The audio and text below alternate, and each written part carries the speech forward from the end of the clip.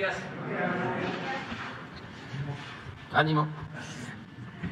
Bueno, pues hoy, como todos los jueves, vamos a informar sobre la decisión de no permitir la impunidad, de que si se comete un delito se investigue, se castigue y que no haya impunidad. Entonces, le corresponde al licenciado Ricardo Mejía informar. Esto se limita a la semana, pero ya ustedes, si hay otros temas, pueden plantear. Muy bien, a ver. Con su permiso, señor presidente, buenos días a todas y a todos. Vamos a dar cuenta del informe Cero Impunidad. No hay crimen sin castigo y la justicia siempre termina por llegar, que son acciones de la Secretaría de Defensa Nacional, Marina, Secretaría de Seguridad y Protección Ciudadana, las Fiscalías de los Estados, la Fiscalía General de la República, Guardia Nacional y Centro Nacional de Inteligencia. En primer término, damos cuenta de la detención por parte de la Fiscalía General de Justicia del Estado de México, la Sedena, Guardia Nacional y la Secretaría de Marina de Valentín N., alias El Sopilote. Esto fue el pasado día 13 de mayo. Él es presunto líder de la familia michoacana en la región. Fue detenido en Tecaltitlán, Estado de México, y se le relaciona con el ataque al Centro de Justicia de Sultepec, ocurrido el pasado 3 de mayo. Fue detenido junto con otras 4 personas. Se les aseguraron armas y sustancias ilícitas y ya están vinculados a proceso penal. Siguiente. Este fue el ataque al Centro de Justicia de Sultepec, de la Fiscalía del Estado de México. Por este ataque resultaron 2 elementos de la Secretaría de Seguridad del Estado de México lesionados, que están fuera de peligro, y ya fueron detenidos los autores de este evento y están vinculados a proceso penal. Siguiente. Esto es una operación de la Policía de Investigación de la Fiscalía General de Justicia de la Ciudad de México. Es la detención de Noé N., alias El Cefer. Fue detenido en Ecatepec, en la colonia San Juan Alcahuacan, en el Estado de México, mediante un oficio de colaboración con las autoridades del Estado de México. A él se le vincula como probable autor del homicidio de 6 personas y diferentes lesiones ocurrido en diciembre de 2018. Se le identifica como líder de un grupo criminal llamado Los Molina, que operan en la zona sur y oriente de la Ciudad de México y algunos municipios del Estado de México. También se le relaciona con el evento de Reyes Culhuacán, que fue el pasado 17 de febrero de 2019, en el que 7 personas perdieron la vida. Ya se hizo la solicitud, está en trámite su vinculación a proceso penal. Siguiente. Esta es una sentencia que, a través de la Fiscalía General de la República, de la Fiscalía en materia de delincuencia organizada, en coordinación con la Fiscalía de Coordinación Regional, lograron la sentencia de 5 personas vinculadas a la delincuencia organizada, con sentencias condenatorias que van hasta 163 años por los delitos de secuestro, extorsión, portación de arma de fuego, por portación de arma de fuego sin licencia, delincuencia organizada, y también fueron detenidos mientras vigilaban a una persona que pretendían secuestrar. Estas 5 personas ya están sentenciadas por los delitos que señalamos. Siguiente. Esta es la detención de José Gilberto N. en Mazatlán, Sinaloa. Es un operativo coordinado por la Secretaría de la Marina y apoyo en la parte legal de la Fiscalía General de la República. Lograron detener en Mazatlán, Sinaloa, mediante un seguimiento técnico pormenorizado, a José Gilberto N. Mediante la ejecución de un orden de aprehensión. Esta persona es presunto líder de personas dedicadas a la pesca ilícita de totuaba en el Alto Golfo de California, actividad que se ha vuelto importante en San Felipe, en Baja California. Ya fue puesto a disposición del Ministerio Público. Siguiente. Esta es la detención del Chay, presunto secuestrador de Michoacán y líder en una región del cártel Jalisco Nueva Generación en esa entidad. Este fue un operativo coordinado entre la Fiscalía General de Justicia de Michoacán, la de Querétaro y la Coordinación Nacional Antisecuestros. Fue detenido en Querétaro y ya está en proceso su vinculación penal. Siguiente. También aquí en la Ciudad de México, en una operación coordinada por la Fiscalía General de Justicia de la Ciudad de México, se llevaron a cabo 5 cateos en inmuebles de las alcaldías de Azcapotzalco, Coyoacán, Iztacalco y Venustiano Carranza, logrando el aseguramiento de drogas, armas y diferentes sustancias ilícitas, pero también se logró la detención de Raúl N., alias Mi Jefe, presunto líder de la Unión Tepito y principal generador de violencia en las alcaldías Cuauhtémoc, Venustiano Carranza, Gustavo Amadero, Iztapalapa, Miguel Hidalgo y Benito Juárez. Se considera como uno de los principales líderes actuales tras la detención del Betito y el Lunares y, como decíamos, está en proceso su vinculación penal. Siguiente. Estos son los cateos que se hicieron en las 5 alcaldías y aquí una muestra de lo asegurado: drogas, armas, teléfonos, entre otros instrumentos. Siguiente. Continúan los operativos que son permanentes en Quintana Roo, en la Riviera Maya, en Cancún y, desde luego, en Playa del Carmen Solidaridad. Se detuvo a 11 personas por narcomenudeo, las cuales ya fueron vinculadas a proceso penal. Entre ellas hay un masculino de nacionalidad extranjera. Siguiente. También en Quintana Roo se detuvo a presuntos homicidas. Uno de ellos muy relevante porque fue un taxi que apareció sobre la carretera Puerto Morelos, ahí en la Riviera Maya, y ya están vinculados a proceso los presuntos homicidas. Y también otro homicida también que participó en un hecho también en Playa del Carmen. Siguiente. Esta es una sentencia muy relevante por el nivel del delito cometido, el nivel de la la atrocidad, la Fiscalía General de Sonora informó que mediante procedimiento abreviado y ante la contundencia de las pruebas, se logró obtener 50 años de cárcel para Jonathan Francisco N., homicida de Manuel Alán, de 2 años, privado de la vida el pasado mes de abril en el interior de un domicilio en Hermosillo, Sonora. Dada la contundencia de las pruebas, el culpable se allanó, se hizo el procedimiento abreviado y se obtuvo la sentencia de 50 años. Siguiente. Aquí damos cuenta de un resumen de las detenciones que se han hecho del 14 de abril a la fecha en los municipios de Mazamitla, Manzanilla de la Paz, Santa María del Oro, en el estado de Jalisco y en San José de Gracia, Michoacán, producto de los operativos de la Sedena, de la Secretaría de Defensa Nacional y la Guardia Nacional. A raíz del evento que ocurrió en San José de Gracia, hay un despliegue permanente y se ha logrado la detención de 21 individuos vinculados a la delincuencia organizada. Se les ha asegurado también armas, cargadores, cartuchos, chalecos tácticos y drogas. Siguiente. Este fue el evento de San José de Gracia y estos son los municipios donde está el despliegue permanente que ha tenido estos resultados y se siguen persiguiendo también con órdenes de aprehensión, aparte de los que intervinieron en este evento de carácter criminal. Siguiente. Como parte del operativo Cero Impunidad que lleva a cabo la Secretaría de Seguridad y Protección Ciudadana a través de la Coordinación Nacional Antisecuestros, con el apoyo de las diferentes fuerzas estatales y federales de seguridad, se han ejecutado órdenes de aprehensión por diferentes delitos: homicidio, feminicidio, violencia familiar, narcomenudeo y secuestro, entre otros, del 10 de abril a la fecha, y se han detenido, siguiente, a 181 generadores de violencia en la zona de Cajeme, en Sonora. Esto es importante porque el día de mañana el ciudadano presidente y el gabinete estarán por Sonora, y esto es un operativo permanente. Van 181 detenciones con base en órdenes de aprehensión en esta parte de Sonora, lo que ha permitido reducir los homicidios, no obstante que de repente puede haber algunos eventos. Sin embargo, ya la tendencia a partir de este despliegue ha venido a la baja. Siguiente. También en Zacatecas se mantiene un operativo similar por parte de la CONACE, de la Secretaría de Seguridad y Protección Ciudadana, igual ejecutando órdenes de aprehensión por homicidio, feminicidio, violencia familiar, secuestro y narcomenudeo, entre otros. Se obtuvo la detención de 66 generadores de violencia, algunos de los cuales ya están sentenciados. Pertenecen a diferentes grupos criminales como el Cártel de Sinaloa, el Cártel Jalisco Nueva Generación, el Cártel del Noreste, o un cártel local o un grupo criminal local que se le conoce como los talibanes. Siguiente. También en Zacatecas, a partir de este despliegue, se ha logrado localizar a 8 víctimas que se habían reportado como desaparecidas o no localizadas. Esto es muy importante y en la sección Cero Impunidad vamos a estar dando cuenta porque muchas veces aparece la desaparición, pero no que ya se localizó a la persona, y es muy importante también para ilustrar que muchas veces estos eventos acontecen, pero la gran mayoría de las veces las víctimas son localizadas. Siguiente. Vamos a dar cuenta, como lo expresó el presidente hace un par de días, del estado de la colaboración que el gobierno de México lleva a cabo con el gobierno de Nuevo León y la Fiscalía de Nuevo León para el caso de Devani Susana Escobar Basaldúa, ocurrido el pasado 9 de abril en Escobedo, Nuevo León. A partir de la visita del presidente López Obrador a Nuevo León, se reúne con los padres de Devani, el señor Mario Escobar y la señora Dolores Basaldúa, y hay el compromiso de robustecer la colaboración para agotar todas las líneas de investigación, esclarecer la verdad de los hechos y que no haya impunidad. De tal suerte que ese mismo día, el pasado 13 de mayo, se tuvo una reunión donde estuvo el gobernador, el fiscal, el de la voz, los padres de Devani y la gente de la Comisión de Víctimas. Se logró el acuerdo de formalizar la colaboración mediante oficios girados a la Secretaría de Seguridad y Protección Ciudadana para buscar la colaboración del Tribunal Superior de Justicia de la Ciudad de México y la Comisión Nacional de Búsqueda y las instancias que fueran necesarias para revisar los 2 dictámenes periciales de la autopsia de Devani, uno de los cuales fue practicado por la Fiscalía de Nuevo León a través de su área pericial y otro más a petición de los padres de Devani por un perito independiente. Ambos dictámenes tienen diferencias. Uno aprecia que no hubo agresión sexual, otro aprecia que sí la hubo, y diferentes causas de la muerte, del fallecimiento de Devani. En consecuencia, lo que se busca es poder emitir una opinión técnica para poder unificar criterios de cuál fue la causa de la muerte de Devani, y también comentar que ayer en la reunión que se tuvo de seguimiento hubo la anuencia también para buscar una tercera opinión, un tercer dictamen para poder robustecer el análisis y poder esclarecer total y absolutamente cuál fue la causa de la muerte de Devani, y a partir de ahí será muy importante para la investigación criminal. Siguiente. Bueno, la anterior, por favor. Ya hubo los oficios de colaboración, lo cual nos da carácter legal para poder intervenir, y como lo comentábamos, será el tema del peritaje y los análisis correspondientes, y también en cadena de custodia, la Fiscalía de Nuevo León, el área de feminicidios, hará llegar equipos de videograbación, grabaciones, telefonía a las áreas técnicas de la Secretaría de Seguridad y Protección Ciudadana para que se puedan analizar y se pueda determinar cualquier elemento videográfico de telefonía que pueda ayudar a ubicar a quienes pudieron haber intervenido en los hechos y también quienes pudieron haber coincidido en espacio y tiempo en el lugar donde fueron los hechos. Siguiente. En cuanto a los lamentables homicidios de personas periodistas,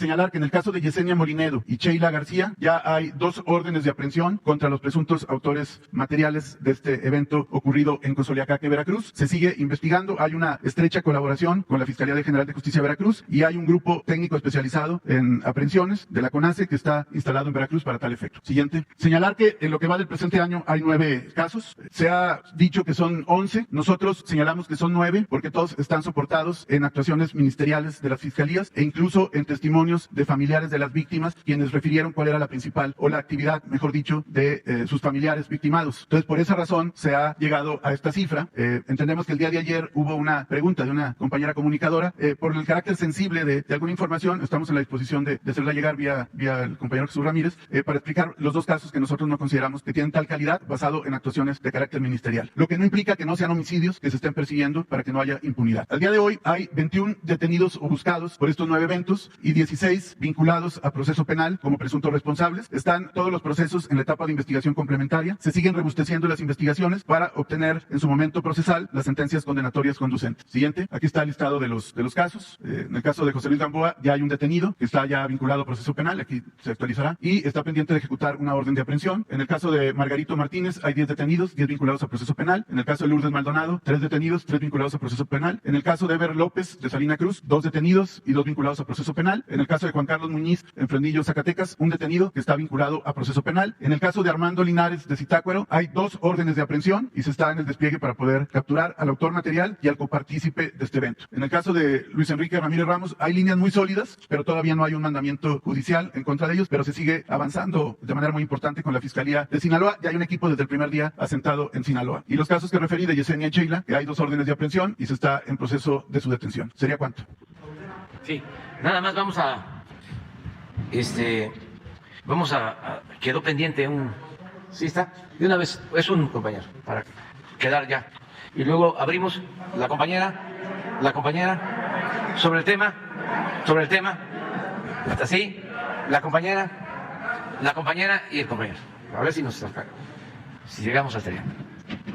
Presidente constitucional de los Estados Unidos mexicanos, su servidor, Carlos Pozos, reportero de La Molécula Oficial y columnista de la revista Petróleo y Energía. Solicito su permiso, señor presidente, antes de iniciar mis 2 preguntas, para reproducir 2 audios de 1 minuto cada uno. Espero que contribuyan a la realización de la Cumbre de las Américas, de este proyecto continental, que si falla, presidente, uno de los principales beneficiarios será la potencia de China. Por ello recuerdo a un personaje, señor presidente, a la altura de Nelson Mandela, que en su momento cito lo que dijo: López Obrador será la persona de más autoridad moral y política de México cuando el sistema se derrumbe, y con él el imperio. Me refiero al comandante Fidel Castro Ruz. Y es que en su momento, recordemos lo sucedido en la cumbre extraordinaria del 2004 en Monterrey, Nuevo León, cuando Fidel Castro conversa con Vicente Fox y quien le dijo: me acompañas a la comida y te vas.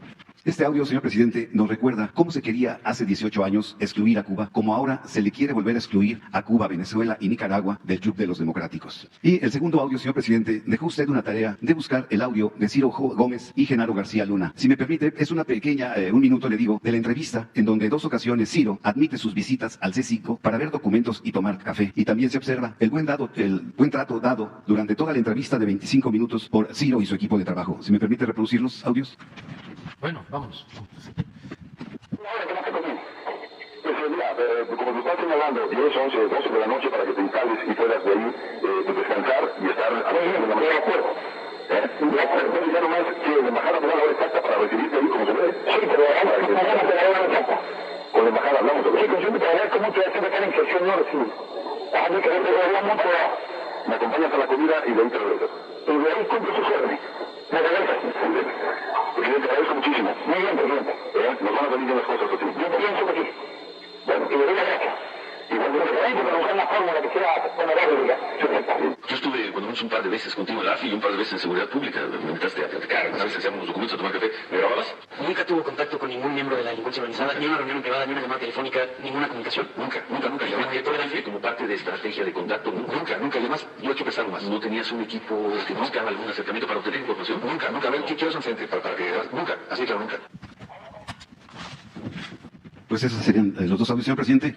Presidente de todos los mexicanos, el lunes salió a medios el líder de la central de la FETSE, Joel Ayala Almeida, y dijo que la Federación de Sindicatos de Trabajadores al Servicio del Estado, que suman 82 sindicatos, exigen respeto a la autonomía sindical en los procesos de revocación de dirigencias como usted lo ordenó. Y el mismo Joel Ayala le pide se sancione a las autoridades y funcionarios que intenten tener injerencia en los procesos de la realización de la renovación de nuevas dirigencias de sindicatos, como es el del sindicato del ISSSTE. La pregunta es, señor presidente, ¿qué le responde usted a estas exigencias y si dará usted alguna indicación a la Secretaría del Trabajo?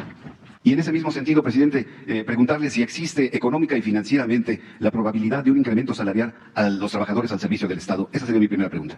Bueno, los procesos para elegir a los dirigentes de los trabajadores tienen que ser democráticos. Voto libre, directo, secreto, y no debe de intervenir más que el trabajador. Ellos son los que van a decidir, ni líderes ni autoridades. Y hasta ahora, a pesar de la complejidad y de la mala costumbre, así se han venido renovando las dirigencias sindicales. Y yo espero que continúe de esa forma. Depende mucho de los trabajadores, porque ya no hay la excusa de que desde el gobierno prefieren a fulano, a merengano, a perengano, fulano, mengano y perengano. Ya aquí no hay preferencia, como era antes, que el líder sindical lo nombraban desde el gobierno. Esto lo digo por los jóvenes, que a lo mejor los jóvenes no tienen esta información. Y lo otro es que también los líderes eran los que decidían, los llamados líderes charros. Eso cuando había reelección y tenían que formalmente que poner a alguien como pantalla, como palero, y ellos seguir dominando. Eso ya no, pero depende del trabajador. Tiene la gente que asumirse como buenos ciudadanos, pegarse una sacudida y decir, ya no quiero ser manipulado. ¿A dónde te llevan? Ya no. Cada ciudadano, cada persona, libre. Voto libre, secreto, lo que dicta la conciencia. Y en el caso de los aspirantes, pues que ofrezcan y cumplan ayudar a los trabajadores, porque en la mayoría de los casos los trabajadores ni siquiera conocen a los dirigentes, no saben quiénes son sus dirigentes. Ahora la reforma laboral se logró también, y es algo importante, que antes de que firmen un contrato colectivo, los dirigentes, ese contrato colectivo se pone a consideración de los trabajadores, para que no firmen a espaldas de los trabajadores algo que les perjudique. Son de los avances que se han registrado. Entonces coincido con el dirigente Joel Ayala de que en libertad y que ningún funcionario participe. ¿Y la posibilidad de un incremento a los trabajadores Sí, del servicio del Estado? Ya empezamos con los maestros. Vamos a continuar con los soldados, marinos, policías.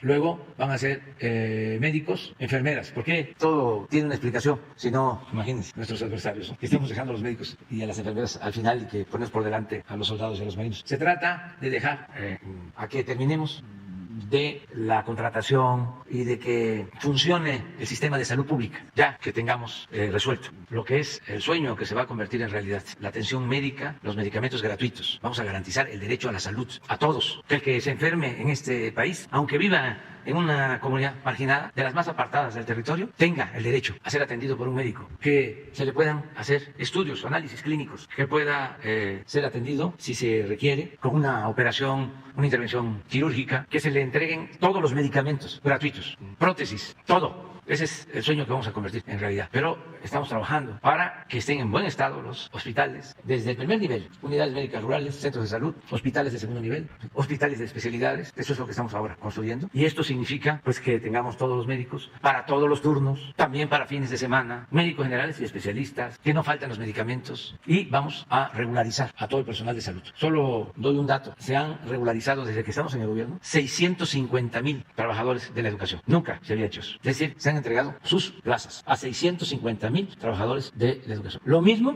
vamos a hacer con los trabajadores de la salud. Entonces, como estamos en ese proceso, vamos ahora, después de los maestros, con policías, soldados, marinos, que son servidores públicos también muy importantes, porque nos cuidan, porque nos protegen. Y el cuarto bloque van a ser todos los oficinistas de los trabajadores al servicio del Estado. O sea, son 4 bloques y en los 4 se va a regularizar su situación laboral. Es mi compromiso. Muchas gracias, señor presidente. Presidente de todos los mexicanos, mi segunda pregunta. El martes pudimos confirmar que la inseguridad ha bajado en la Ciudad de México y con mucho gusto. Esto es gracias a la coordinación entre el gobierno federal y la jefa de gobierno, Claudia Sheinbaum. Ese mérito también sería un logro, creo yo, de la titular de Seguridad, Rosa Isela Rodríguez, y del secretario de Seguridad capitalina, Omar García Harfuch. La pregunta es, señor presidente, ¿cuál es su opinión al respecto del trabajo que ha hecho el titular de la Secretaría de Seguridad capitalina, Omar García Harfuch, así como de Rosa Isela, y qué calificación le da a estos dos funcionarios, y también qué calificación le daría al actuar, al desarrollo en estos 3 años, 5 meses a su gabinete legal y ampliado? Bueno, en materia de seguridad es notorio el avance en la Ciudad de México. Es de las ciudades más seguras. Se dijo y se puede probar que es más segura que varias ciudades de Estados Unidos. La Ciudad de México es más segura que Nueva York. Yo sé que esto no les va a gustar a nuestros adversarios, pero como ya no se enojan tanto, antes se ponían coléricos, ahora ya no tanto. Ya no hay que enojarse para nada. Más segura la ciudad que Chicago y que otras ciudades de Estados Unidos y del mundo. Y pues yo fui jefe de gobierno en la Ciudad de México del 2000 al 2005. ¿Y qué les puedo decir? En homicidios es lo mismo. Nosotros bajamos los homicidios. Eran 3 homicidios diarios cuando llegamos y dejamos creo que en 1.8. Pero ahora, después de 20 años, está igual o menos. No sé si tenemos ahí el dato de hoy o de esta semana. Homicidios en la ciudad, creo que es 1.6. Está en el lugar 24 de las 32 entidades federativas, tomando en cuenta la población. 1.9. Y fue exactamente. No solo es mérito de quien les habla. Aquí estuvo Alejandro Encinas, hizo una buena labor. Él fue mi sustituto. Y luego estuvo Marcelo, hizo también buen trabajo. Y donde se desquició fue por aquí. Y aquí ya empezó a bajar. Y miren, y ayer hablaba yo, o antier, que estuvimos en la Ciudad de México, en las oficinas, en el antiguo ayuntamiento, de que muchos extranjeros estadounidenses, jóvenes, están viniéndose a vivir a la Ciudad de México. Hay seguridad en la Ciudad de México. Y es un equipo, desde luego. La jefa de gobierno está todos los días atendiendo el problema. Tienen ellos una peculiaridad. Nosotros nos reunimos de lunes a viernes de 6 a 7 de la mañana para recibir el parte sobre delitos, el reporte sobre delitos cometidos en todo el país. Nos reunimos todos. Pero en el caso de las autoridades de la Ciudad de México, también sábado y domingo. Es decir, son todos los días. Y el jefe de la policía de la Ciudad de México está haciendo un buen trabajo. Y lo mismo la procuradora, Ernestina Godoy. Y Rosa Isela me ayuda muchísimo. Mucho. La secretaria de Seguridad Pública y Protección Ciudadana. Hasta me reclamaron que ahora que dije que todos los que estaban podían ser candidatos, no la mencioné a ella, pues también aprovecho. Porque está haciendo una muy buena labor, Rosa Isela. Entonces, así estamos y eso es lo que puedo contestarte. Vamos bien. Pero la mejor calificación pues es la de la gente, y lo cierto es que nos apoya, nos está respaldando. La mayoría de los mexicanos, la mayoría está de acuerdo en que continuemos con la transformación y está muy de acuerdo en que no se permita la corrupción y está muy de acuerdo, porque este es un pueblo fraterno, noble, solidario, está muy de acuerdo que por el bien de todos primero los pobres. Hay desde luego quienes no piensan de esa manera, los respetamos, pero la mayoría sí está aprobando las acciones del gobierno en todas las encuestas. No hay una encuesta, ni la que hace el que era de el CISEN cuando Calderón. Ahí dice, ni en esa reprobamos. Ya estoy presumiendo mucho, ¿verdad? Quedamos. Gracias, presidente. Buenos días, Nancy Flores de la revista Contralínea. Presidente, buenos días también al subsecretario. Presidente, en la revista Contralínea vamos a insistir en este tema de los refugios para víctimas de trata, menores víctimas de trata de personas, de Rocío Orozco, porque en el expediente que nos entregó la secretaria Rosa Isela Rodríguez se revelan varias cosas. Primero, decir que la Procuraduría Federal de Protección a Niñas, Niños y Adolescentes está buscando regularizar estos refugios y con ello, pues, lo que se permitiría es que sigan operando, y esto es lo que se revela en ese expediente que nos entregó la secretaria de Seguridad. También se revela que hasta mayo, es decir, hasta el 10 de mayo que estaba fechado este expediente, no se encuentran dentro del registro, del padrón que tiene la Secretaría de Gobernación estos refugios, y que todavía hay 21 menores de edad que forman parte o que están pues bajo la custodia de estos albergues. También se revela, por ejemplo, que la quinta carpeta de investigación, porque aquí se incluyen varios expedientes, entre ellos uno que entrega la Fiscalía General de Justicia del Estado de México, que el quinto expediente que corresponde a las responsabilidades de Rocío Orozco y de las personas que estaban al frente de estos refugios, pues no se da ningún reporte de ello. Se habla de los otros 4 expedientes, pero del quinto no.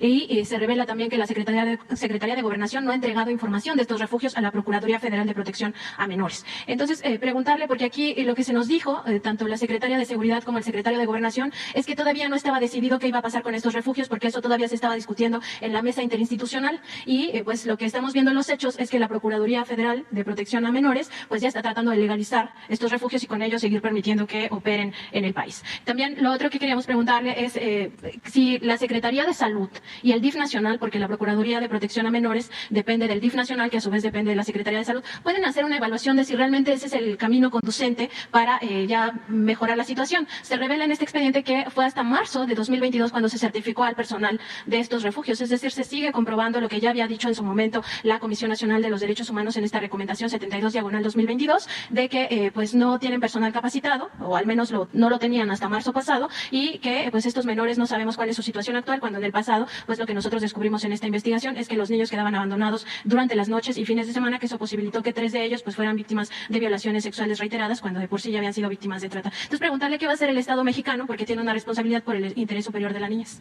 Pues va a ser justicia. Y qué bien que vuelves a tratar el tema, porque si esos refugios no son confiables, pues no deben de existir, no se deben de autorizar. Entonces vamos a pedirle a Rosa Isela, la directora del DIF, a quienes tienen que ver con este asunto, que se reúnan y que nos presenten una propuesta, si te parece. Es importante lo que ustedes hacen. Ayer una compañera habló de una mujer migrante detenida desde hace 12, 14 años. No sé si está aquí la compañera. En Tamaulipas, sí.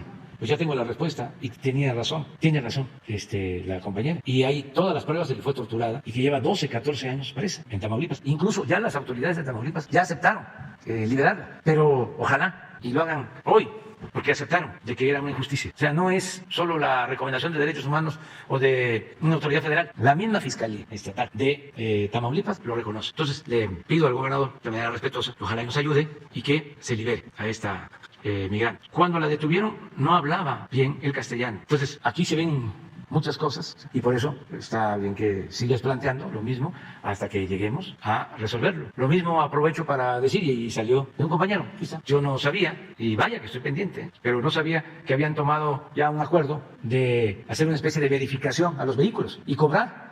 Bueno, no tenía ni siquiera la información. La secretaria de Economía, Tatiana Cloutier, que es de primera, íntegra, honesta y además con sentido común, que es el más común, o debería ser el más común de los sentidos. Y ya eso se ha dado, no entra en vigor, pero surgió aquí. Entonces vamos a revisar lo que está planteando. Y también si en esta mesa interinstitucional se puede pedir a la Fiscalía General de Justicia del Estado de México específicamente información sobre esa quinta carpeta, porque en lo que se nos entregó pues es de la única que se omite información y es la de las responsabilidades tanto de Rocío Orozco como de su personal en estos albergues. Sí, porque no debe de haber impunidad para nadie. Sí. Entonces, vamos a seguir. También seguimos investigando esta crisis que existe en el Tribunal Federal de Justicia Administrativa. Tenemos información de que el miércoles pasado se reunieron los 11 magistrados de la Sala Superior. 10 de ellos convocaron al magistrado presidente Arturo Ansúrez para pues preguntarle todo esto que está pasando con estas carpetas de investigación, más allá del proceso electoral que sí va a suceder en enero próximo, ¿no?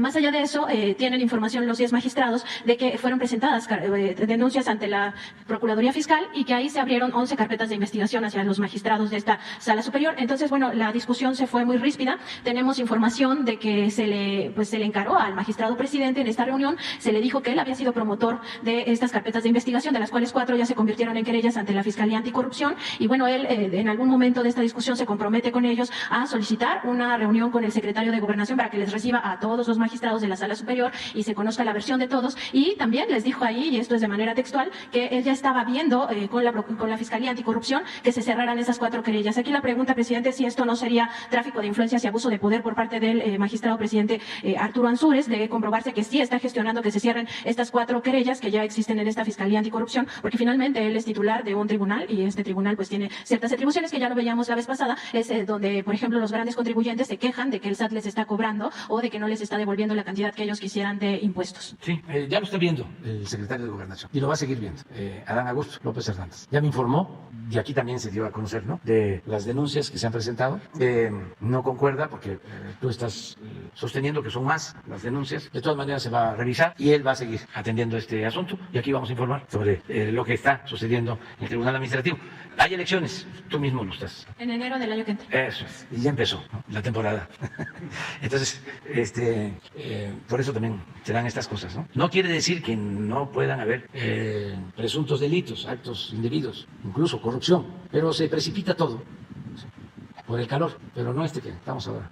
No, y ahí también por los intereses, ¿no? Porque finalmente son las grandes corporaciones. Sí.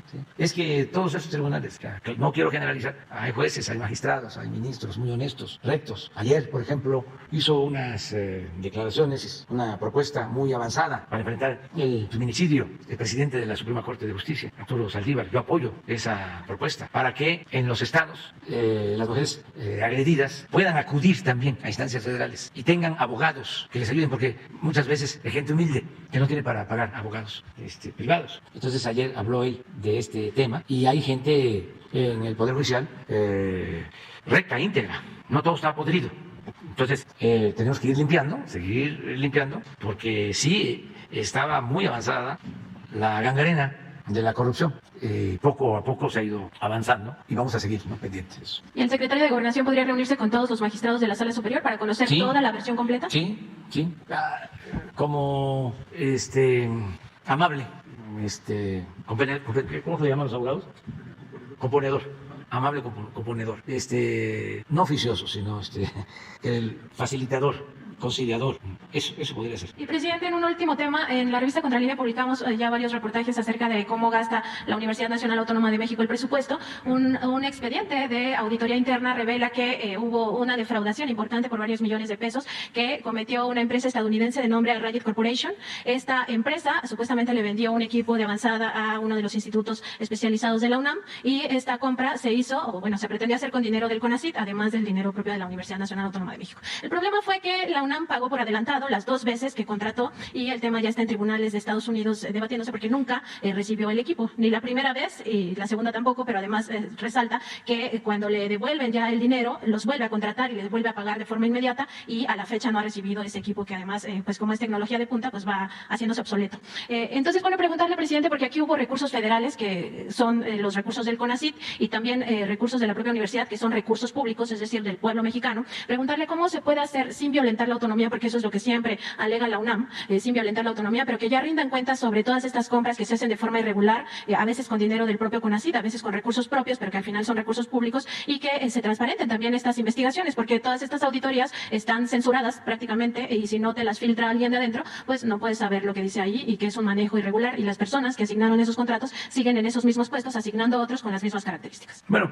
lo tiene que ver la UNAM, hay que respetar la autonomía de las universidades públicas, en este caso la UNAM, y yo creo que ayuda la denuncia, sin que haya injerencia del gobierno, la denuncia pública, que se ventile todo, que no haya cotos de poder reservados en donde no se informa o no hay transparencia y no es cuestionar a la UNAM. Yo he hecho aquí algunos planteamientos, ¿no?, y se han malinterpretado porque me interesa mucho que esta institución importantísima, histórica de nuestro país, siga siendo una gran institución, que no se mantengan cotos de poder, influyentismo, que no coopten a investigadores, a maestros, que no castiguen a los que no están de acuerdo con las posturas antineoliberales, porque se llegó al extremo de que la mayoría de los maestros eran aplaudidores del régimen de corrupción. Y estoy hablando de la ciencia social, se cundió de derechismo, con todo respeto. Y luego pues con el presupuesto se premiaba a gente, se les creaba institutos especiales, se fue creando una especie de burocracia dorada y los maestros de asignatura ganando muy poco. Pero eso no significa que estemos en contra de la UNAM, significa que hay que revisar eso. ¿Cómo es posible que salga una gente cuestionada por un mal manejo en una institución y se va a la UNAM como premio? Entonces, o esto que estás planteando, la posibilidad de corrupción, o el tardar tanto tiempo sin clases presenciales, ofrezco disculpa, pero no nos importa la educación, que es fundamental. Entonces, esas cosas, y ayuda mucho a la transparencia, y no enojarnos. Yo no me enojo cuando me cuestionan, no mucho, no, poquito, pero no enojarnos, vamos a buscar una sociedad mejor, y ayuda mucho, mucho, mucho, mucho el que no se oculten las cosas, el que haya transparencia. Esa es una regla de oro de la democracia. Aquí tratamos, si se acuerdan, de un fraude en Pemex, no sé si ustedes lo trataron, de esta empresa famosa, Vitol, y se les hizo fácil porque se arreglaron en Estados Unidos, pagaron en Estados Unidos, o llegaron a un acuerdo en Estados Unidos, y luego vinieron con nosotros a decirnos, vamos a reparar el daño, les vamos a pagar el daño. Sí, lo aceptamos. Pero ¿quiénes fueron? Los que extorsionaron, los que recibieron los moches. No es que no podemos decirlo. Ah, pues entonces no. Y les tengo una buena noticia. Ya dieron los nombres. Todavía hasta ayer me enteré. Ni podría decirles porque no más vi. Ya dieron los nombres. Uno estuvo activo hasta el 19. Eran del área internacional, de Pemex. Sí, entonces ya se va a proceder y aprovecho para agradecer a los de Vitol porque tomaron esa decisión. Parece ser que es una empresa importante en el sector petrolero y que además pues tienen una actitud ética. Al final de cuentas eso fue lo que prevaleció. Creo que son de Holanda o en distribución. ¿Qué hacen? compran, venden. Sí. Entonces ya después, pero falta la reparación del daño, sí. Por eso me dio mucho gusto, porque no sé exactamente. No, ya les informamos día de esto. ¿Quién sigue? Presidente, muy buenos días. Janet Galindo, del Grupo Transmedia La Chispa, Campeche, Tabasco, Yucatán, Petrolera y Ciudad de México. Señor presidente, con todas estas hondanadas que se han dado por parte de opositores y que se han logrado frenar obras a través de dictámenes que han dado jueces, por ejemplo, obras del sureste, ya sabemos a qué nos referimos, pero sin embargo, hay obras que también tuvieron esta presencia de oposición y se han logrado hacer. ¿A cuánto estamos? ¿A qué nos referimos en pérdidas en cuanto a tiempos, horas hombre, en cuanto a cuestión también monetaria? ¿Qué tanto estamos perdiendo al detener esos proyectos que finalmente sabemos que se van a lograr? No, pues si hacemos un análisis de pérdidas, estaríamos hablando no de miles de millones, sino de billones de pesos. Por ejemplo, si no hubiésemos enfrentado el robo de combustibles, a ver si no está la nota de lo que se ha ahorrado. Y ahora tenemos que aplicarnos porque hay un repunte que se nos ha venido expresando de 3 meses a la fecha. Claro, nada que ver con lo que había. A 6, ¿no? Sí, de 4 a un poquito más de 6. Sí, nada más aquí. Para los que dicen que la corrupción no es nada. Es el principal problema del país, que hay que acabarlo, desterrarlo. Diciembre del 18, 72,000 barriles se robaron. Cuando tomamos la decisión, fue este día. Aquí empezó el primer día. Y empezamos a bajar. Aquí se nos presentó una crisis fuertísima de desabasto. Y estábamos en 4, pero aquí empezó de nuevo. Aquí sobre todo, marzo se está levantando. Estos son 6,800 barriles diarios. Claro, en comparación de 72, estamos hablando del 10%. Sin embargo, esto ha significado un ahorro de 202,000 millones de pesos. Este es el financiamiento de un año, sí, del año pasado, porque este año es más, del año pasado, de la pensión de adultos mayores. Entonces, así como eso, si le sumamos, vamos a sumarle. Pon la lista de las condonaciones de impuestos. Ya llevamos ahí 202. Hay un resumen. Y hemos logrado acuerdos importantes. Por ejemplo, los gasoductos es ahorro, lo de los reclusorios es ahorro, lo de la compra de los medicamentos es ahorro, hacían su agosto. Los contratos de obra, lo que cobraban en Pemex, hacían y deshacían. Las empresas extranjeras, yo no sé qué les daba de que se sentían internacionalistas. Se burlan de que somos pueblerinos. Es mejor lo que decía Ignacio Manuel Altamirano, mucho mejor que ser hombre de mundo, internacionalista, aunque hay internacionalistas ejemplares, ¿no? A ver si está en el libro, nada más para tener una idea. Un parámetro. Sí, bueno, el aeropuerto. Esa es lo que le iba a decir. O sea, Sí, finalmente el son aeropuerto. como 120,000 millones de ahorro. Es que hay que sumarle aquí. Independientemente de ese ahorro, digo, finalmente todo lo que tuvo que enfrentar ante los opositores, y esta obra se culminó, Sí. ya está trabajando. En cuanto a las pérdidas de horas hombre, digo, también afectan todos estos frenos que quieren poner para estas obras. Sí, imagínense, si se para el Tren Maya, son 100,000 empleos. Y si se estuviese generando una destrucción, como lo plantean, pues a lo mejor sí. Nosotros no hemos permitido, no hemos otorgado un contrato, una concesión minera desde que estamos. Okay. No se permite el fracking, no se permite el maíz transgénico. Tenemos el programa de reforestación más importante del mundo. Nadie, ningún país invierte 1.300 millones de dólares al año en reforestación, ni Estados Unidos. No, esto lo hacen porque están enojados, porque era una casta divina, una mafia de poder económico, de poder político, que se alimentaban, se nutrían mutuamente, tenían tomado el gobierno para saquear, para robar, toda una red, todo un andamiaje, en donde ni siquiera los políticos eran los más importantes, eran empleados, mandaban los oligarcas, un grupo compacto, y ellos financiaban a los partidos y a los políticos, y de ahí financiaban hacia abajo, en otro nivel, a los intelectuales orgánicos para que justificaran el saqueo o se callaran. Y lo mismo con los medios de información, con la mayoría. En todo hay excepciones honrosas. No se puede generalizar, pero el sistema era eso. Y quieren verlo así con toda la claridad, sobre todo para los jóvenes. Revisen las reformas constitucionales que se hicieron en el periodo neoliberal, de cómo entregaron los bancos y hicieron los cambios legales, de cómo entregaron las empresas, hicieron los cambios legales, de cómo privatizaron las pensiones de los trabajadores, hicieron los cambios legales, de cómo aumentaban los impuestos para el pueblo. Hicieron reformas legales. Es más, pactaban las últimas reformas energéticas. Entregar el patrimonio de los mexicanos, el petróleo, la industria eléctrica, bueno, las minas, las telecomunicaciones, los aeropuertos, los puertos, todo. Eso es lo que quieren que regrese. Eso es lo que añoran. Pero el pueblo de México es mucha pieza y la gente está muy consciente de que eso no. Ahí estaba yo viendo de cómo no dejan de actuar en la política ciertos potentados que fueron beneficiados con el modelo neoliberal o neoporfirista, que recibían créditos de la banca de desarrollo.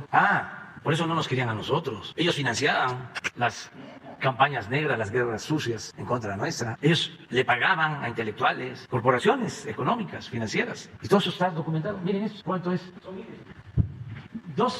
366 mil millones de pesos de condonación de impuestos a las grandes empresas. Y no están todas, ¿eh? Nada más si le hubiese yo seguido como iba aquí. ¿Cuánto? 200. Pues son los 11 millones de becas para todos los estudiantes pobres. La escuela es nuestra, alcanza para las medicinas gratuitas. La corrupción hay que desterrarla no solo por razones de índole moral, sino porque es mucho el dinero que se va por el caño de la corrupción. Afortunadamente ya estas empresas están pagando. Vamos a dar una buena noticia en la semana próxima. ¿Por qué no hoy? Te vamos a dar una muy buena noticia. Muy buena noticia. Hoy, presidente. No, eso va muy bien. Eso va muy bien. Pero vamos a administrarlo porque si no, ¿qué voy a decir después? Señor presidente, y en otro tema, con respecto al compromiso sobre el apoyo, el seguir manteniendo apoyo, en el tema del gas bienestar, ya está dentro del gas, ya está distribuyéndose dentro de la Ciudad de México, todavía faltan algunas alcaldías, pero en toda la demás república, ¿cuándo calcula o cuándo cree que ya el gas se introduzca en todos los demás estados? ¿Y cuáles serían los siguientes estados? Si tiene algún... Sí, es que estamos consolidando el sistema y además se nos presentó una situación de emergencia, que es lo de la inflación. Entonces estamos atendiendo lo de el aumento de precios y lo mejor es incrementar la producción. Entonces Pemex va a invertir más en la reparación de las plantas de fertilizantes. Necesitamos fertilizantes. Vamos a producir 2-3 veces más fertilizantes en poco tiempo porque requerimos alimentos. Entonces eso nos ha aguantado un poco, pero sí va a seguir. Y ya logramos con Gas Bienestar ayudar a la gente, pero también ayudamos a que se controlaran los precios, porque había un descontrol, ¿se acuerdan ustedes? Y se tomaron dos decisiones. Una, el definir precios máximos, y la otra decisión fue lo de Gas Bienestar. Y esto ayudó a mantener los precios del gas. De todas formas, vamos a continuar avanzando. Okay. Y hay una inquietud por parte de la población aquí en la ciudad con respecto a cómo se va a manejar, cómo se va a realizar el proceso de chatarrización de los tanques. Sobre todo los tanques que se encuentran, los que se han conglomerado ahí en la refinería 18 de marzo, allá en Azcapotzalco. Pues la gente está inquieta porque dicen que también es un foco de contaminación o si en algún momento dado puede llegarse a dar una explosión. ¿Qué es lo que va a pasar ahí? ¿Usted sabe algo al respecto? Es un proceso de reciclaje que se lleva a cabo. Eso nos lo podrían explicar en Pemex. Y sí ayuda lo de Gas Bienestar, no solo es el precio, sino que van yendo los cilindros. A mí me gustaría que la gente que nos esté escuchando de la Ciudad de México, de Iztapalapa, de Azcapotzalco, donde hay Gas Bienestar, las señoras que nos digan si les dura más ahora el cilindro que antes. Que me manden a decir. Sí, porque antes, cuando empezó, me mandaban a decir eso, que no solo el precio, sino que les duraba más. Entonces, a ver qué me manden a decir ahora. No vaya a ser que se haya regresado a lo de antes. Muy bien, ¿quién sigue? ¿Quién sigue? Vamos. Buenos días, presidente. Ramón Flores, subsecretario, buenos días. Ramón Flores, del Centinela Informa de Humanoid de Inglaterra. Regresando al tema de lo que comentó la compañera Nancy Flores de Contralínea, hace unos días se le informó en el reclusorio femenil al ministro presidente de la Suprema Corte de Justicia sobre las acciones para generar delincuentes con pruebas falsas para cobrar vía las víctimas 4 millones de pesos por parte de Teresa Ulloa y Rosy Orozco. Se le otorgaron recursos federales e inmuebles que se desconoce su destino y usufructo. También hay más niños y niñas en el desamparo en estos refugios y se informó que los empleados de estos están amenazados de no denunciar lo que sucede en estos refugios. La pregunta, presidente, es: ¿la Fiscalía General de la República procederá penalmente contra Rosy Orozco para recuperar todos los inmuebles que le dio el gobierno de Felipe Calderón? Y hay empresas con operaciones irregulares de sus familiares, pero sobre todo, ¿quién revisará estos refugios y rescatará a todos los menores? ¿Podrá ser Alejandro Encinas o también aquí con el expediente que le voy a entregar, se les puede entregar al instituto para devolverle al pueblo lo robado? Y si la Fiscalía General de la República va a checar esto por corrupción y trata de menores. Nos dejas el informe, es lo mismo. Se va a integrar. Son propiedades de Rosy Orozco. Sí, lo vemos. Okay. Nos entregas con Jesús los sí, documentos. Ahorita le entrego el expediente que traigo aquí abajo.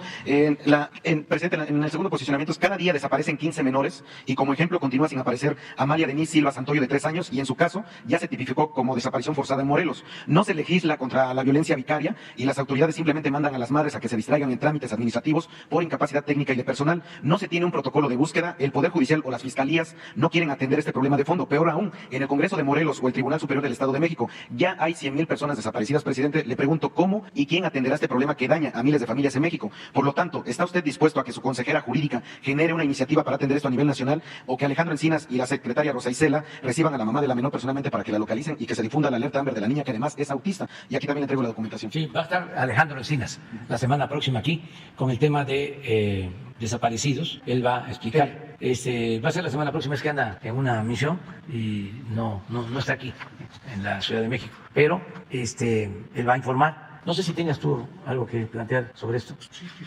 Sí. Gracias. Como ustedes lo han visto en otros informes de cero impunidad, sobre todo en el caso de la Fiscalía de Oaxaca, hoy dimos cuenta de Zacatecas. Sin hacer menos el tema, sobre todo de menores de edad, también hemos detectado casos de abandono voluntario por problemas de carácter familiar o personal. Entonces, por eso hemos estado con algunas fiscalías requiriendo que, además de la alerta Amber y la boleta de búsqueda, también se reporte la localización, para también, sin minimizar el tema, tratar de atemperar y poder también comentar eso. También lo hemos comentado en el caso de algunos videojuegos como Free Fire también, que se contactan, salen de sus lugares y afortunadamente en estos casos han regresado con bien o han sido localizados de manera oportuna. Entonces nosotros estamos también muy en coordinación con el subsecretario Alejandro Encinas y con la comisionada de búsqueda Carla Quintana, precisamente para estos casos. Pero hoy, por ejemplo, se dio cuenta de Zacatecas, la otra vez lo hemos hecho de Oaxaca y de otros lugares, pero en la esfera que nos corresponde tomamos nota para coadyuvar con las otras instancias. Gracias. Gracias. Y por último, presidente, un tema parecido al de la migrante que estaba detenida, que esperemos que la liberen allá en Tamaulipas. También traemos un caso del señor Isidro Luis Morales Romero, toda vez que ha sido víctima de abuso de poder de las autoridades estatales, ya que se encuentra detenido ilegalmente e injustamente en la ciudad de Puebla. Su proceso es el 264-2009 y no hay una sola prueba legal jurídica que lo incrimine en el supuesto delito. Este caso es muy similar al de duda razonable. Presidente, la familia está pidiendo justicia jurídica y no sé, yo le voy a entregar aquí parte del expediente, si lo pueda recibir su consejería jurídica o Alejandro Encinas, porque este es un caso grave. O sea, fabricaban delitos o fabricaban falsos culpables, presidente, en los sexenios anteriores. ¿Se le puede entregar este expediente para que la familia sea recibida por su consejería jurídica o Alejandro Encinas? Sí. Pues puede ser la consejera jurídica. Okay. Muchas gracias, presidente. Muy bien. ¿A quién le corresponde? ¿A quién le corresponde? Gracias, señor presidente. Buenos días. Señor presidente, buenos días a todos los presentes. Elena Fernández, de Noticias del Movimiento Conciencia y colaboradora del programa radiofónico Iztaccíhuatl en el Sendero de la Luna. Señor presidente, aquí en este espacio, el día 9 de julio del año pasado, expuse acerca de la enorme problemática por la sobrepoblación de perros y gatos en nuestro país. Y aunque mencioné diversos puntos ominosos por este fenómeno social que nos afecta a todos, hoy solo quiero referirme exclusivamente a las violencias extremas. Ese mismo día comenté el caso de una niña de 5 años que murió envenenada luego de comerse un pan con el que se pretendía matar a su perro en el municipio de San Pedro, Sotiapan, Veracruz. Posteriormente conocimos sobre la tragedia en el municipio de Tototlán, Jalisco. Valeria, de 2 años de edad, murió porque salió a jugar, levantó una galleta que se encontraba en el piso y se la comió, como lo haría cualquier otro niño, pero la galleta tenía veneno. Alguien la dejó ahí para matar a su perro. Más tarde tuvimos conocimiento que en Santiago Tianguistenco, Estado de México, envenenaron alrededor de 30 perros. En el mes de marzo pasado, en San Luis Potosí, por intentar defender a un perro que era golpeado por sus vecinos, una joven fue agredida brutalmente y tuvo que ser hospitalizada en estado grave. Y así podría seguir. Ayer mismo, un accidente en la carretera Matamoros-Victoria, en Tamaulipas, reveló el cargamento de más de 4 toneladas de perros y gatos muertos. Y casi siempre, en todos estos casos, prevalece la impunidad. ¿Cómo no llegar a tales extremos de violencia si el pensamiento estrecho de algunas autoridades, como las del PRI en el estado de Tlaxcala, proponen considerar a los perros como plaga? ¿Estará usted de acuerdo, señor presidente, que la política de la muerte y la violencia, en vez de ir a las raíces del problema, solo destruye una sociedad? Señor presidente, por lo antes expuesto, representantes de diversos grupos de la sociedad civil que trabajan por los derechos humanos y los derechos de los animales me han pedido, si es posible, entregarle próximamente una propuesta integral fundamentada en estudios serios y rigurosos, en la ética, en el humanismo y en la experiencia fruto de una labor de décadas que han llevado a cabo estos grupos. La crueldad contra los animales erróneamente aún sigue siendo un tema minimizado en relación con los asuntos de seguridad y paz social, cuando ya está demostrada la relación que existe entre crueldad animal y criminalidad, lo que seguirá ascendiendo mientras no se apliquen políticas públicas transversales y preventivas. Dicho proyecto quizás sea de interés para la Secretaría de Seguridad y Protección Ciudadana. ¿Alguna respuesta para estas asociaciones que además ahora le piden se investigue sobre el macabro origen y destino de las 4 toneladas de cadáveres de perros y gatos que se dirigían a Estados Unidos? ¿Alguna respuesta para estas organizaciones que quieren proponer? Bueno, que vamos a hacer la investigación de lo que estás denunciando y que recibimos la propuesta, el proyecto para iniciativa de ley, que es lo que ustedes están planteando, que nos permitan revisarlo y que tengamos comunicación para ver si el Ejecutivo puede enviar como iniciativa de ley ese proyecto. Bien, presidente, gracias. Por otro lado, quiero aprovechar para hacer una invitación, desde luego, a todos los presentes y a quienes nos escuchan. Según el libro Los lujos del poder, del reportero José Gil Olmos, durante el gobierno de Vicente Fox se practicaba la brujería en la residencia oficial de Los Pinos por parte de la familia presidencial y sus amigos. La santería y la brujería han estado relacionadas con los sacrificios cruentos, incluso sanguinarios, desde tiempos inmemoriales. Años después, este mismo lugar, hoy complejo cultural Los Pinos, espacio del pueblo, contrapuesto a esa época de esoterismo, frivolidad y poder, ha abierto sus puertas a la recreación, a la cultura y a las artes, en sus distintas disciplinas, a distintos pensamientos, a motivos de reflexión e interpretación, donde se pretende desplegar un diálogo constante con la comunidad. Señor presidente, usted que conoce el país en toda su extensión, ¿ha oído sobre las despescuezadas en Veracruz, descabezadas en Puebla, o las mojigangas en Tomatal, Guerrero? ¿Ha entrado a rastros donde las más de las veces se viola la ley? ¿Se ha detenido en la mirada de los animales de las rejas o encerrados en una vitrina, en un hábitat que no corresponde a su naturaleza? ¿Ha presenciado el final de una faena taurina a escasos centímetros, cuando la estocada no mata rápido? A principios del mes de junio se llevará a cabo la muestra fotográfica Revocar el silencio. La violencia, cualquiera que sea la víctima, es violencia, en el complejo cultural Los Pinos. ¿Aceptaría usted la invitación a esta exposición, señor presidente? Otra realidad de nuestro país que hay que conocer. Mándame la invitación a ver cómo está la agenda. Pero sí celebro que se lleve a cabo la exposición y que sea en Los Pinos. Nos va a acompañar seguramente si está dispuesta a la inauguración, la escritora Elena Poniatowska, el poeta Homero Arizgis y el músico Horacio Franco. Están todos invitados a ver esta otra realidad oculta. Sí, si no puedo ir yo, va en representación de nuestro gobierno, un secretario o una secretaria. Muchas gracias. Y voy a procurar que sean los más sensibles y afines a la defensa de los la secretaria de Educación, por ejemplo. Es muy sensible. La secretaria de Educación es muy sensible al tema. Ya está, ella va. Ok. La maestra define. Bueno, vamos a dejar Hidalgo para el lunes. Ya es la hora del desayuno. No nos vamos a traspasar. Miren, Elenita, un abrazo cariñoso, la queremos mucho, es un ángel, es una gran escritora de primer orden, una extraordinaria escritora, pero además con dimensión social, desde años, desde el 68. Miren, no voy a poder asistir a su homenaje, pero es sin duda la mejor escritora de México y ofrezco disculpas para que no hayan celos y sentimientos, pero se conjugan dos elementos, ¿no? El trabajo intelectual y el amor a la gente, el amor a los demás. Y eso es muy difícil, porque hay grandes escritores, mujeres y hombres, pero no le tienen mucho amor al pueblo. Y hay quienes también le tienen mucho amor al pueblo, pero no escriben bien. Digo, y aquí son las dos cosas. Es verdad que estamos muy contentos de que Elenita sea homenajeada. La queremos mucho, mucho, mucho. Sí, es que vamos a Sonora. Vamos a estar en Sonora, pero sí me va a representar, Genaro Villamil me va a representar. Bueno, y terminamos, está aquí con nosotros Cristian Rodríguez, que es colaborador de mi amigo Melechón, que lo invitamos para estar aquí. Un abrazo para nuestro amigo, que lo queremos mucho, por todo su trabajo en la Asamblea Nacional Francesa. Muy bien, nos vemos entonces mañana. Nos reunimos ayer, platicamos por teléfono con los representantes del Congreso, del Departamento de Estado.